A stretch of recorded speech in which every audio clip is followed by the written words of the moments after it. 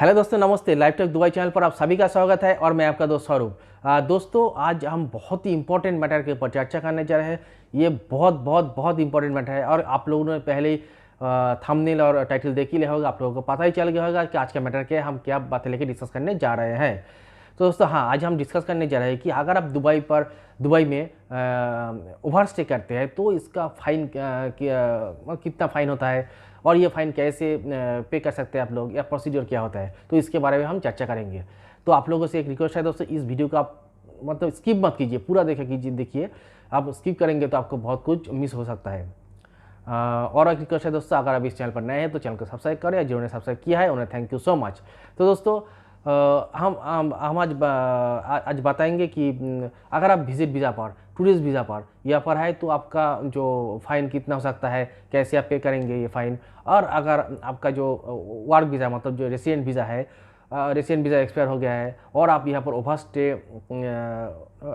Stay कर चुके हैं तो आपका जो ये फ़ाइन कितना हो सकता है और ये कैसे आप पे करेंगे। तो हम दोनों तरफ का ही बोलेंगे, एक जो विजिट वीज़ा टूरिस्ट वीज़ा और एक जो रेसिडेंट वीज़ा है, और इस दोनों में अगर आप ओवर स्टे करते हैं तो आपका फ़ाइन कितना हो सकता है और कैसे आप पे कर सकते हैं। तो दोस्तों, अगर आप यहाँ पर टूरिस्ट वीज़ा पर है, विजिट वीज़ा पर है तो देखिए, पहले तो आपको यहाँ पर ओवर स्टे नहीं करना है। अगर आप 1 महीने का विजिट वीज़ा पर है तो 28 डेज से ही यहाँ से निकल जाना चाहिए। अगर आप 3 महीने का विजिट वीज़ा मतलब 90 दिन का विजिट वीज़ा पर यहाँ पर है और टूरिस्ट वीज़ा पर है तो आपको 88 डेज से में यहाँ से निकल जाना चाहिए, यूएई से, दुबई से। लेकिन और एक बात है दोस्तों, यहाँ पर जो लोग विजिट वीज़ा पर, टूरिस्ट वीज़ा पर आते हैं उन लोगों के लिए 10 दिन का 10 डेज़ का ग्रेस पीरियड होता है। तो अगर आप ओवर स्टे करते हैं तो अब तो मतलब 90 दिन का विजिट वीज़ा है तो आपको 10 डेज़ का ग्रेस पीरियड दिया जाता है। तो अगर इस 10 डेज़ आप मतलब 10 डेज़ के भी ज़्यादा हो जाता है तो आपको ग्रेस पीरियड आप ओवर कर जाते हैं तो आपको फ़ाइन देना पड़ता है। और मतलब अब 1 मंथ का विजिट वीज़ा पड़ा है, 90 डेज़ का विजिट वीज़ा है तो आपको ये जो विजिट वीज़ा टूरिस्ट वीज़ा का ग्रेस पीरियड 10 दिन होता है। लेकिन मेरा जो कहना है, आप लोग को उस ग्रेस पीरियड मतलब उसको यूज़ करना नहीं चाहिए। आप पहले ही आपको अब जैसे निकल जाओ, आप 90 दिन का विजिट वीज़ा पर आए हो तो आप 80 डेज में ही यहाँ से निकल जाओ। अगर आप 1 मंथ का मतलब 30 डेज़ का विजिट वीज़ा पर यहाँ पर आए हो तो 28 डेज से यहाँ से निकल जाओ। ग्रेस पीरियड को यूज़ नहीं करना है, नहीं करना चाहिए। देखिए, अब मैं बताऊंगा ये जो चार्जेस, एक्सपेंसेस मतलब फ़ाइन कितना होता है यहाँ पर। आप विजिट वीज़ा पर हो, टूरिस्ट वीज़ा पर हो और यहाँ पर ओवर स्टे किया है तो आपको फर्स्ट डे का जो चार्जेस होता है 200 द्राम, मतलब 200 द्राम का फ़ाइन फर्स्ट डे का होता है। 200 द्राम मतलब इंडिया का 6000 रुपया। उसके बाद एक आपको मतलब एक एक्स्ट्रा द्राम का 100 द्राम का चार्जेस देना पड़ता है, सर्विस फीस। तो 100 द्राम मतलब इंडिया का 2000 रुपया। तो और जो फर्स्ट डे आपका 200 द्राम, तो ऐसे ही second day, third day, fourth day, fifth day, six day, seven day, ऐसे ही 100 ग्राम ईच डे। मतलब आप अगर यहाँ पर 7 दिन ओवर स्टे करोगे तो फर्स्ट डे का 200 ग्राम और उसके साथ एक charge 100 gram, 300 gram and 6 days का 600 ग्राम, मतलब ईच डे 100 ग्राम। फर्स्ट डे 200, उसके बाद ईच डे 100 ग्राम करके। तो क्या कितना हो गया, फर्स्ट डे का 200, उसके बाद एक चार्ज 100, 300, उसके बाद ईच डे कंसेक्यूटिव डे 100 करके, मतलब 6 डे मतलब 600 ग्राम।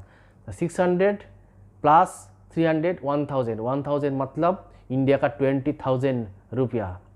तो ये हो गया 7 डेज़ का यहाँ का ओवर स्टे का चार्ज। तो आप ऐसे ही आप कैलकुलेट करो, अगर आप 14 दिन ओवर स्टे करोगे तो कितना हो सकता है, अगर आप 5 डेज़ ओवर स्टे करोगे तो कितना हो सकता है, तो ऐसे ही कैलकुलेट करो। तो यहाँ पर इसलिए दोस्तों, अगर आप विजिट वीज़ा पर हो, आप टूरिस्ट वीज़ा पर हो, आप जॉब ढूंढने के लिए यहाँ पर आए हो, आपको ओवर स्टे नहीं करना है तो आपको बहुत बड़ा फाइन हो जाता है यहाँ पर, और आपका जो रिकॉर्ड भी ख़राब हो जाता है। अब अगेन नेक्स्ट टाइम यहाँ पर आना चाहते हो तो आपको विजिट वीज़ा जो इसी होने में प्रॉब्लम हो सकता है। इसलिए यहाँ पर ओवर स्टे नहीं करना है दोस्तों। और जो 10 दिन का ग्रेस पीरियड वो भी यूज़ नहीं करना है। अब अगर 90 दिन का विजिट वीज़ा है तो 88 डेज से निकल जाओ यहाँ से। अगर आप 1 मंथ का विजिट वीज़ा है तो 28 डेज से ही निकल जाओ यहाँ से। यहाँ पर दोस्तों ओवर स्टे नहीं करना है। और अगर आप यहाँ पर रेसिडेंट वीज़ा पे आप है, मतलब आप यहाँ पर रेसिडेंट वीज़ा पर है और वीज़ा आपका एक्सपायर हो गया है, मतलब आप जॉब से रिज़ाइन दे दिया हो, कंपनी ने आपको कैंसिल कर दिया और आपका वीज़ा एक्सपायर हो गया है, अगेन आप रिन्यू नहीं करना चाहती उस कंपनी में, तो इसके लिए आपको एक्सपायर होने के बाद जो 30 डेज़ का ग्रेस पीरियड मिलता है। क्यों ये 30 डेज़ का ग्रेस पीरियड?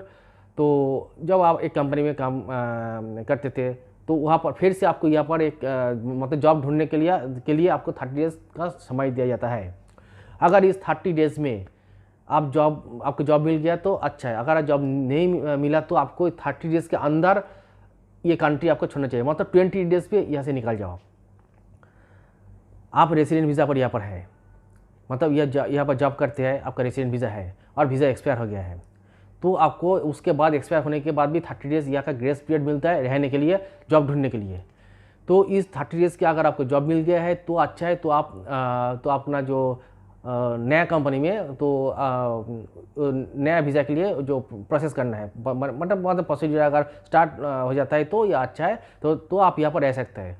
लेकिन मतलब किसी जगह कंपनी में जॉब मिल जाते हैं तो आप यहाँ पर रह सकते हैं, लेकिन जॉब नहीं मिलता है, अगर कंपनी में जॉब मिल भी गया और कंपनी ने जो वीज़ा के लिए कुछ प्रोसीड्यूर नहीं किया है तो आप यहाँ पर मत रुको, मतलब 28 डेज़ में ही आपको निकल जाना चाहिए यहाँ से। तो अगर आप रेसिडेंट वीज़ा पर आपका रेसिडेंट वीज़ा अगर यहाँ पर एक्सपायर हो जाता है और आप वहाँ स्टे करते हैं तो आपको फर्स्ट डे 125 द्राम पे करना पड़ता है फर्स्ट डे, और उसके बाद जो कंसेक्यूटिव नेक्स्ट डे, मतलब उसके बाद जितना एवरी डे, उसके बाद जो एवरी डे आपको 25 द्राम पे करना पड़ता है, मतलब फर्स्ट डे 125 द्राम और नेक्स्ट डे 25 ऐसे करके पे करना पड़ता है। तो ऐसे अगर आप 6 महीने यहाँ पर स्टे करते हैं तो 6 महीने तक आपको एवरी डे फर्स्ट डे 25 ग्राम, एवरी डे 25 ग्राम करके पे करना पड़ेगा। अगर आप 6 महीने से ज़्यादा, हाँ मतलब 6 महीने, 7 महीने, 8 महीने, 9 महीने यहाँ पर स्टे करते हैं तो आपको एवरी डे 50 ग्राम, एवरी डे आपको 50 ग्राम फ़ाइन देना पड़ेगा।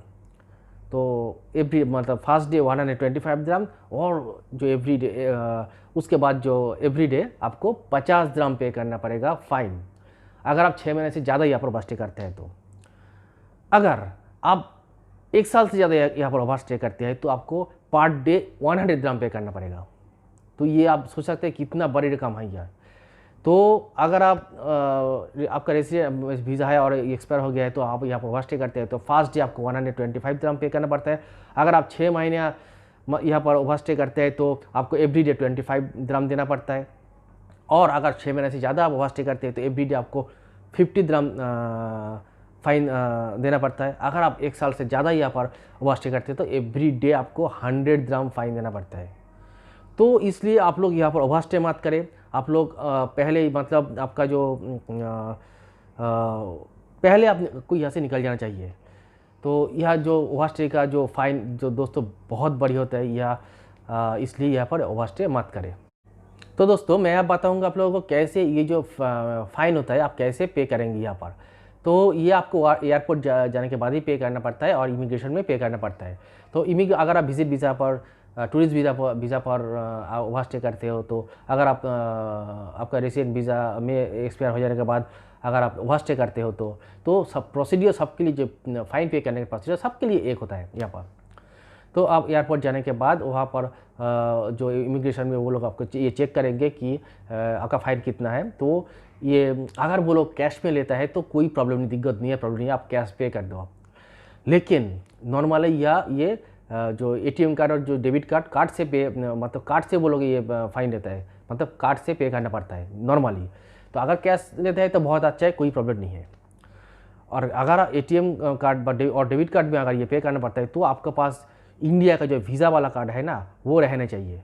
अगर आपके पास वीज़ा वाला कार्ड नहीं है तो आपको तब आप क्या करोगे, क्योंकि आप वीज़ा वाला कार्ड से पे कर सकते हो लेकिन इसके लिए जो चार्जेस वहाँ पर होगा, मतलब आपका मानिए आपका 500 ग्राम चार्ज हो गया ये गवर्नमेंट की तरफ से, उसके बाद भी इंडिया का जो वीज़ा कार्ड है उस कार्ड से अगर ये पे करोगे तो एक्स्ट्रा मतलब 50 dirham 60 dirham कुछ ऐसा कुछ चार्ज हो जाता है, वो डिपेंड होता है, बट ऐसा कुछ चार्ज देना पड़ता है, वो ऑटोमेटिकली चार्ज काट लेता है मशीन से।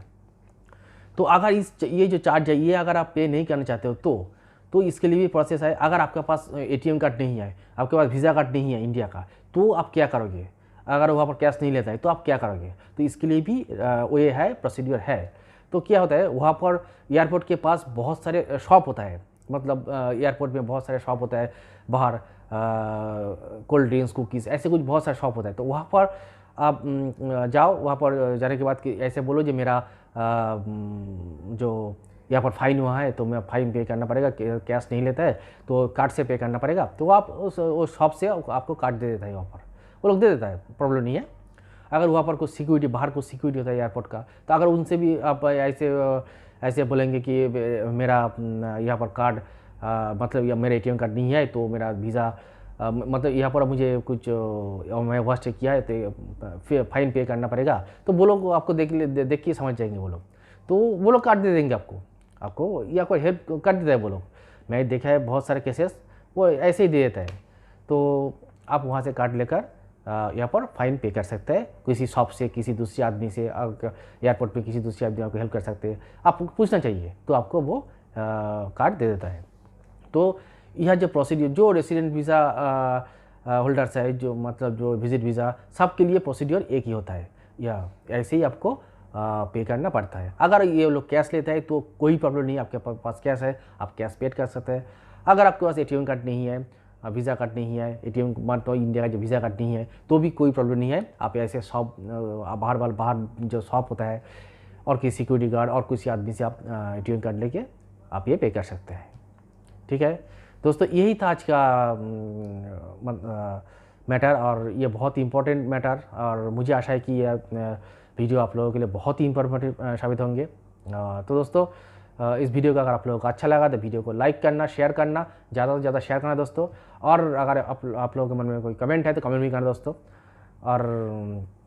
और एक बार अगर आप इस चैनल पर नए हैं तो चैनल को सब्सक्राइब करें, जिन्होंने सब्सक्राइब किया है उन्हें थैंक यू सो मच। तो दोस्तों, आज के लिए बाय बाय, फिर हम मिलेंगे कोई नया वीडियो, नया अपडेट लेकर। Thank you so much.